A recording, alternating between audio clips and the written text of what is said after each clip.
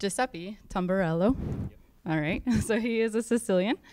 He has been working over in California for the last couple years, though.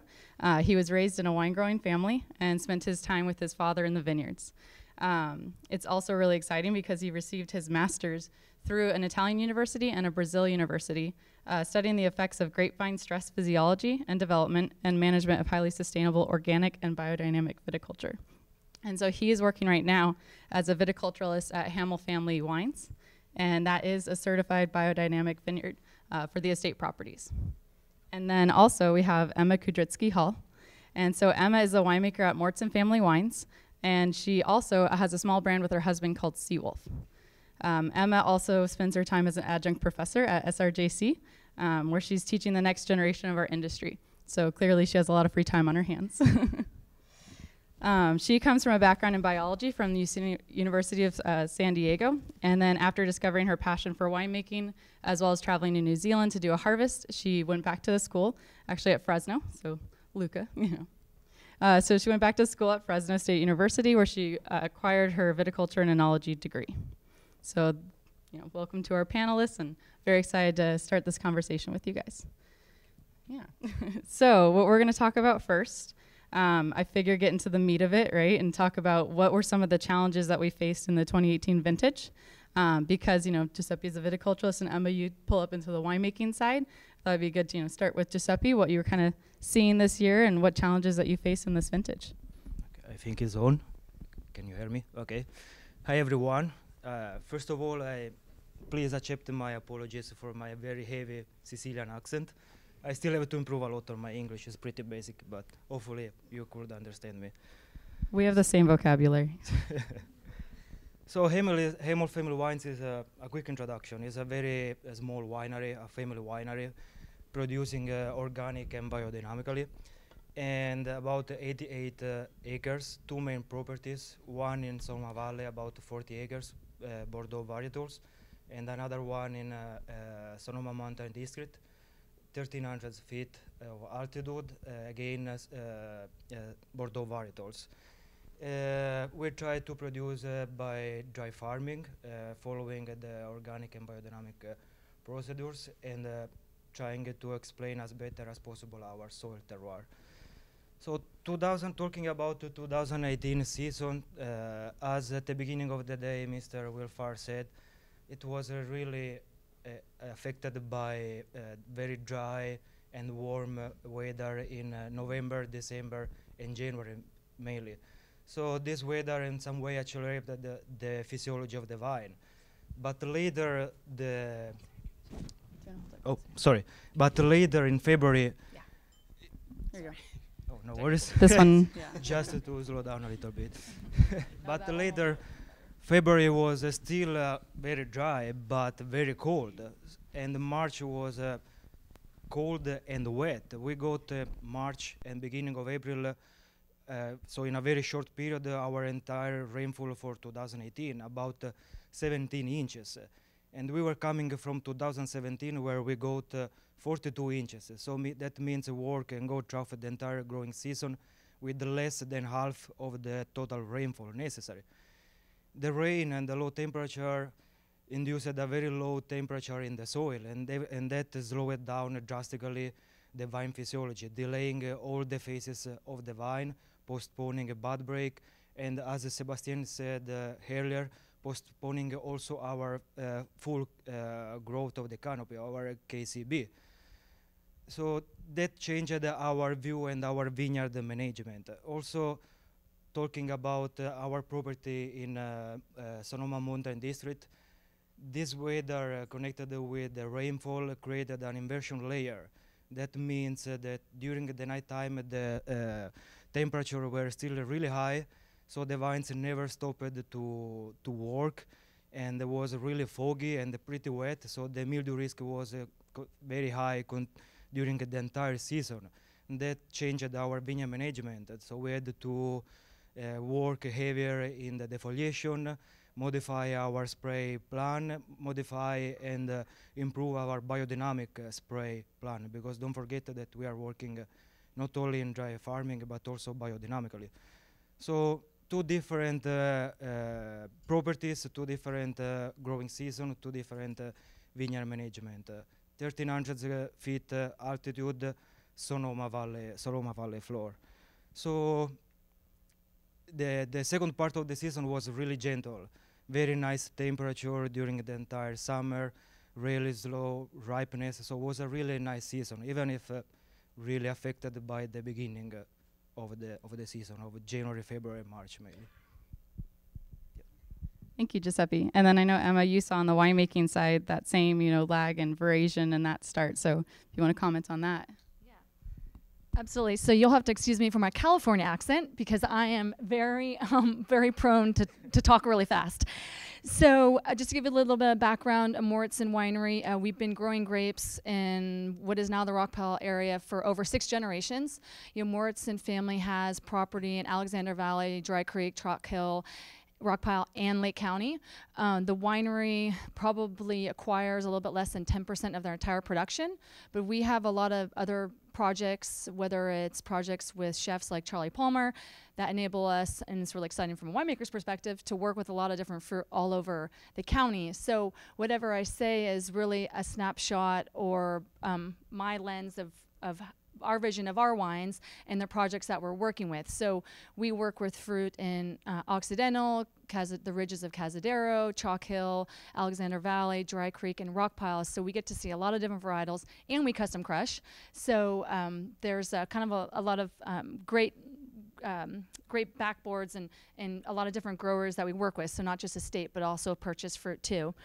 And yes, I agree. Just looking back, when you are moving up in your career and you find people, and one person in particular that I always think of is Jeff Mahongas, a winemaker at Williams-Salem, and you grab him for 1 second and he's like, whoa, winemaker who spends so much time in the vineyard. And so I was like, how do I keep all that information in my head? So over the past 5 years, I've been writing these little lessons learned from 2018. So, as you're on your computer, doing winemaking stuff and you're like, oh wait, what's happening today in the weather? And you're like, okay, I'm not gonna make that note. So at the end of 2018, I remember what actually happened during that vintage and what potentially affected it. And so totally agree with what everyone's been commenting on about the weather. So there's no point of recapping that. But from a winemaker's perspective, everyone knows that we had some record crop out there. I mean, I remember at one point a grower delivering us and saying that in Russian River Valley, they had Chardonnay that peaked at 20 bricks in middle of September. And people actually took the opportunity to, I think, catch up on inventory by taking advantage of their minimum bricks clauses. And obviously you saw that happening with Lake County and all the stuff that was happening up there. And we just saw that there was a slow onset to veraison, and because we had a relatively cool August, growers, and I think people saying oh, the weather's great, let's just wait to see if it turns. Let's wait to see if it turns. Well, you start to go, okay, well, we're barely seeing a 1 brick increase per per week.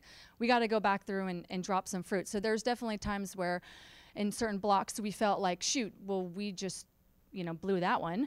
And then because of the large harvest, I think that there was definitely some logistical issues in the sense of making sure you had the right tank size, tank space to acquire some vineyards that came in at 50%, 150% of what we expected.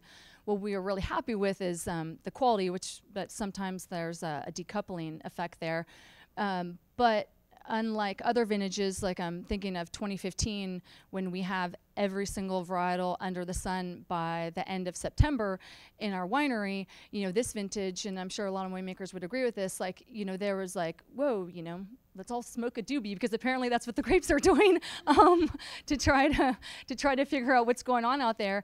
Is we had the opportunity to really, like someone alluded to, this was a winemaker's vintage. I mean, how many times you go out in the vineyard and go, the weather is great, the bricks are not increasing, I'm just gonna let it hang. And the owner, Clay, we're just doing a blending session with a client recently, and I was like, oh yeah, 2018 was easy. He's like, oh, so I can leave, and do some sales trips? And I was like, I didn't say I didn't need your help. I was saying that it was just easy because the weather was cooperating. However, there is also, the flip side of that, which is in some vineyards, they got stuck and they didn't increase and the flavors weren't there. And so I know, I'm sure there's a lot of growers out there that unfortunately were not able to get a return on their growing season.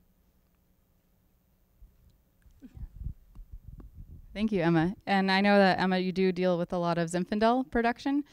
So in my past working with Zinfandel, I totally understand when you start to get those large crops that come in, you can start to see, the stuck in the bricks and in the loading, unlike maybe Cab or Pinot or some other varietals.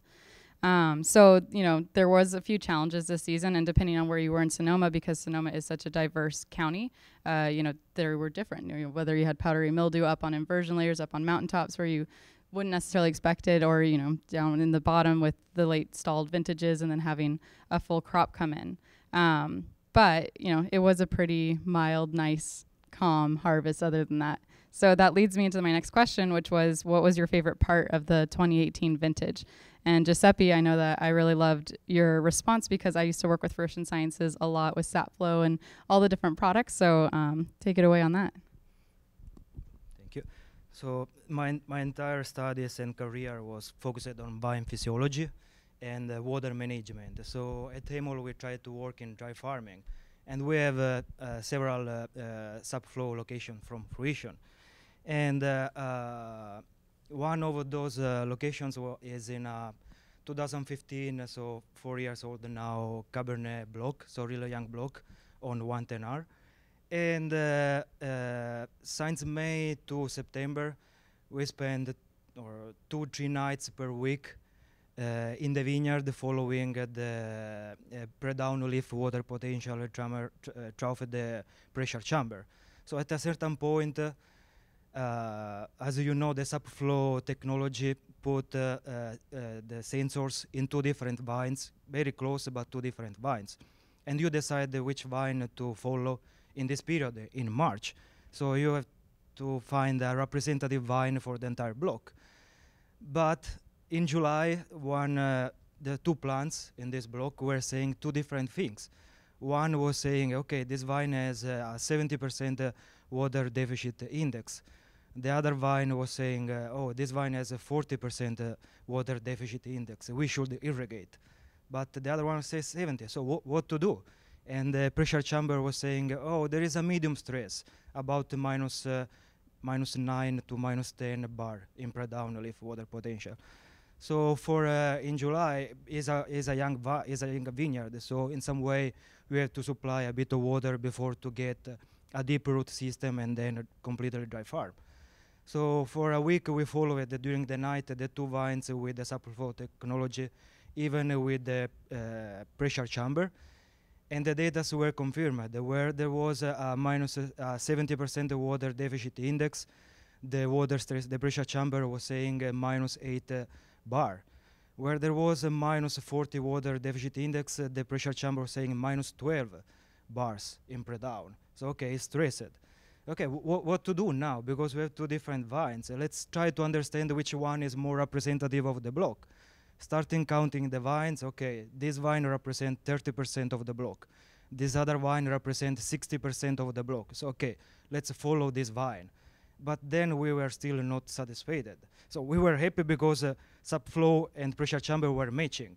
But we tried to find the third part. Okay, let's start to dig soil pits all around the block and see where is the water, where is the root system. If you find how deep is the soil, if you find soil moisture, and then we can take a decision. Okay, when we finished to dig soil, subflow was saying that there was stress. The pressure chamber was saying that there was stress, or at least our standard of stress, because of course you can irrigate with 70% of water deficit or 30%, but that will affect the vine, is changed based on your winemaking style. And digging soil pits was confirmed the stress. Okay, it's time to give some water to this vine, and luckily with the double poly we can decide in which wine supply some water. And then a second quick funny part was we decided to take a lower risk with sunburn and increase our canopy management with the defoliation. So we added during the winter a third cross arm on the top, not very large, 26 inches, trying to open the canopy. And it was really nice to see during the growing season that we got at least 15 to 30 minutes more of shade on the cluster, and mainly during the warmer hours of the day. And that was great because allowed us to go throughout the entire season and the full ripeness without sunburns, and with a great air flow inside the canopy because we were able to remove more leaves inside. So those points, in my opinion, were really interesting last year. So I already kind of touched on this, but from a logistical standpoint, besides a large crop, one of the positive things of 2018 is that how evenly the harvest came. And then also the weather, the rain event that we experienced in September, we had just 2 Zin vineyards left out there. So they actually sustained a little bit of rot. But what was really nice from a Cabernet standpoint is that rain really provided like a reset. We were trending, and Scott also mentioned that, to having not only hottest years, but also if you look at the amount of tannins, we were trending up and up and up for the last 5 years. And so you could actually taste in the vineyard the evolution of the skins, again, not being pressured by any extreme weather events. And so that the tannins, especially with the water, it's kind of like, oh, wow, reset. It's like, you're doing a 100-mile race and all of a sudden you get a rainstorm. It's like, okay, great. Now I can finish it. And so it was a really nice, fresher breath air to have a little bit of reset and continue to allow the vines to, especially with Cabernet, allow the skins to mature. And we were harvesting into the 3rd, 4th week of October up at Rockpile, and we have really shallow soils up there. Yes, we have an inversion layer, but we're at that kind of funny elevation where it just stays really warm all the time, like in 2017 when we had that crazy heat spike. And so we don't necessarily get the diurnal fluctuations that the valley floor sustains. And so it was really great, not only tasting, but seeing in the numbers, the stall, the tannin accumulation, and basically the degradation and how that evolved into the wine. Thank you. Yeah, I definitely agree with you about that little bit of rain that we had. It was such a nice kind of relief. And, you talk to some of the vineyard managers. I'm like, oh, so what did you think of that rain? He's like, oh, it dusted off my grapes for me, especially for the cab producers. It was just a nice little break before we went right back into it. So the next question that I had for you guys, and for those of you in the audience who have been to a vintage report before, you notice that we go over certain topics and certain trends that we're seeing in the vintages. So this question is about the trends that you've been seeing and surfacing at your vineyards and your winemaking in specific. And then so, whether it's nitrogen, leaf area, water deficit, and then maybe bricks, phenological ripeness, Emma, on your side. So we have some questions about that, and just to see what you guys noticed. So even if I'm in California since not a long time, what is sure is that in the Labor Week we always have some heat spikes. Spikes, is that right? Spikes in Labor Day. Yeah, maybe last year was not so dramatic as in 2017, where 110, 112, 106. Last year we were on the high 90s, as Mr. Welfare said, high 90s, low 100. But still was some very high temperature in the Labor Week. And this is also good because we need some stress in the vine to get some secondary metabolism and increase the flavor in the wine in some way. 2017, the rain, so it was a really low amount of water, of rainfall in the winter.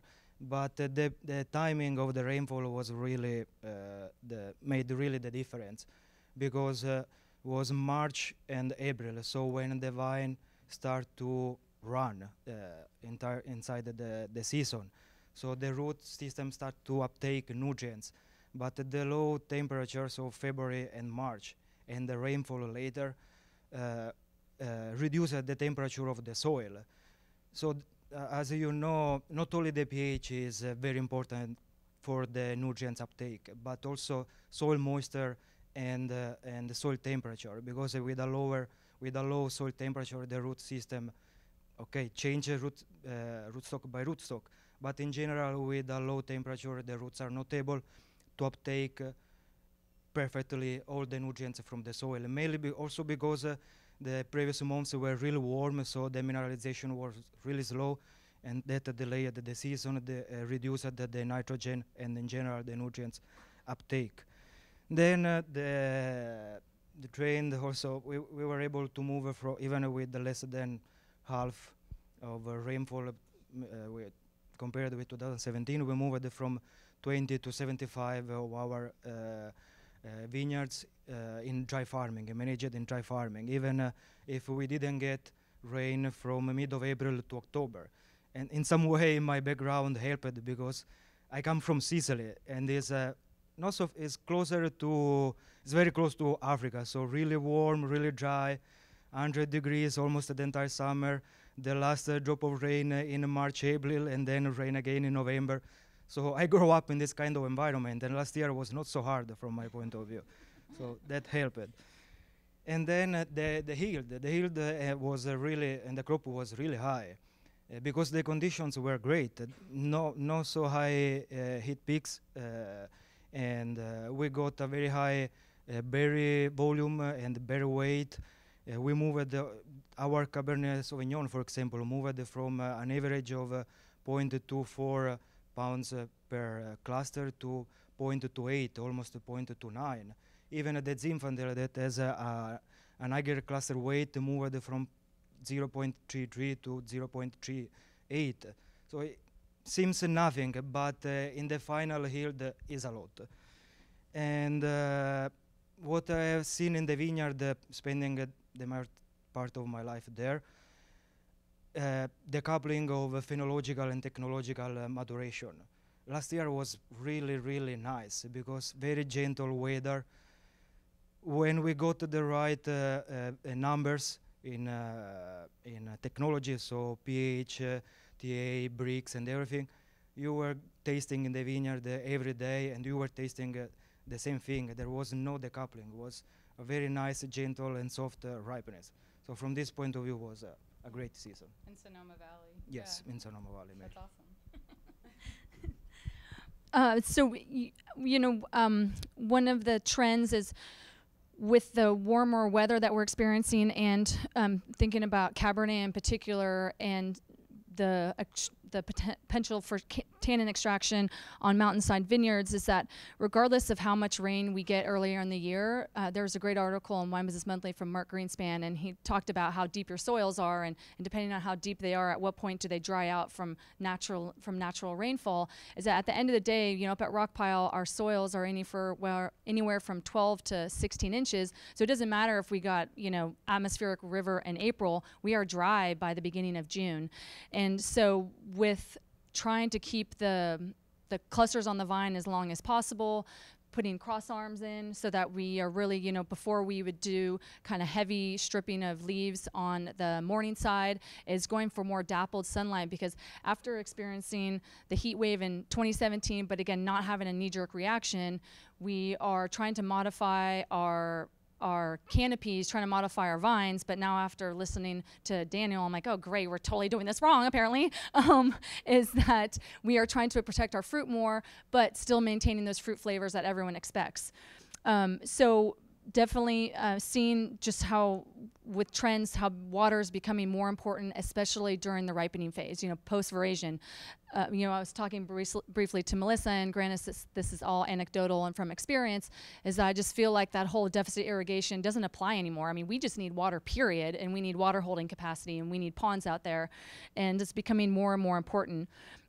We've noticed that since we've been tracking our tannins, that overall we're having tannins are trending up in Cabernet. 2018 wasn't as bad as previous years, but again, like what Scott was talking about, there's definitely a little bit of a shift from the color was there, but it necessarily wasn't extracting at what we felt like was kind of the right quote-unquote formula for previous years. And so, we always use the first Cabernet fermentation as like our experimental fermentation, see what we learn from that and go from there. But sometimes, as you guys all know, during harvest, like you can't just press pause on the fermentation and go, wait, should I press this? Should I come back at 2 a.m. because I think my tannins and color are going to be perfect?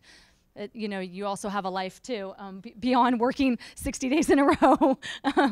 So even though Giuseppe had alluded to like a Brix accumulation, yes, I would say that it wasn't as extreme Brix is, but I still seen a little bit of more of a decoupling between phenological ripeness and Brix, and I think that's where the water is going to become more and more important post-veraison, and not to increase berry size, but to keep that plant physiologically happy. And then with once the grapes came in, due to the higher crop levels, is actually even more important to be more in tune with your bleeding percentages. So we probably bled anywhere from 3 to 7% more than we typically do, because if you recall what happened in 2012, I think if people go back and taste that vintage, yes, it was such a relief coming off 10 and 11, but the wines are kind of diluted. And so you need to kind of, have that opportunity to reflect back and go, oh yeah, well, what did we do?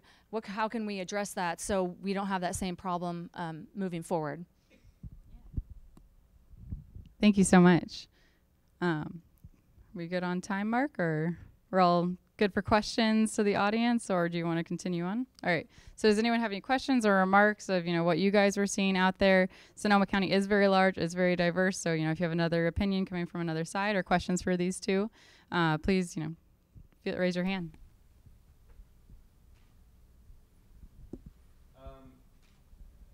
It was pretty obvious pretty early on that we were looking at a pretty big crop.